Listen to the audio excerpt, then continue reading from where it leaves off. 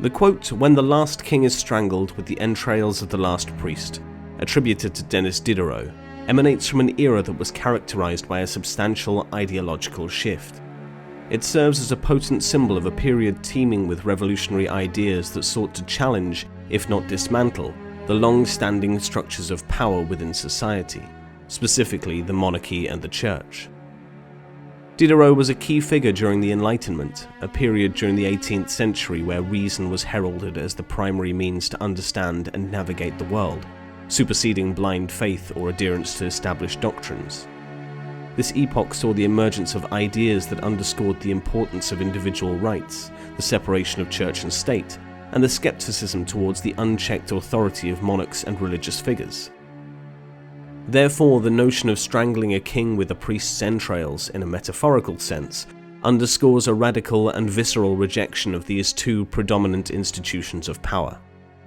The king represents the monarchy, a political system where a single ruler holds supreme authority, often justified by the divine right of kings, which asserts that monarchs are chosen by God. Thus, the monarchy in this context isn't merely a form of governance, but also a structure deeply intertwined with religious doctrine. Conversely, the priest epitomizes the religious institution, particularly the Catholic Church in France, which held significant sway over both the governance of the state and the societal norms. The Church not only dictated spiritual matters, but was also a substantial entity in the political and social spheres, influencing policies and maintaining control over resources and land. Diderot's vivid image of a king being strangled with a priest's entrails, while graphically violent, metaphorically illustrates the culmination of people's frustration and disenchantment with these two entities.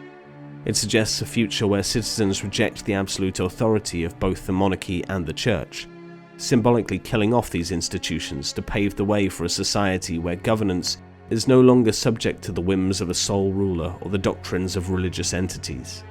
It implies a shift towards a society where individuals, armed with reason and a sense of egalitarianism, establish systems that promote collective welfare over autocratic control.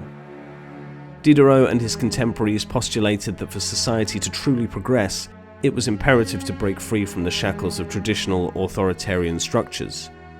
His ideas were not merely theoretical, but practically influenced the societal and political landscapes, eventually trickling into the cataclysmic events of the French Revolution, where the monarchy was indeed overthrown and the church's power substantially diminished. In this vein, the quote does not merely serve as a provocative statement, but encapsulates a broader ideological upheaval, one that champions rationality, secularism, and a reimagined socio-political order. Consequently, Diderot's words and the philosophies of the Enlightenment more broadly nurtured an environment that questioned, challenged, and ultimately redefined the principles that underpin governance and societal organization, not only in France, but subsequently through much of the Western world.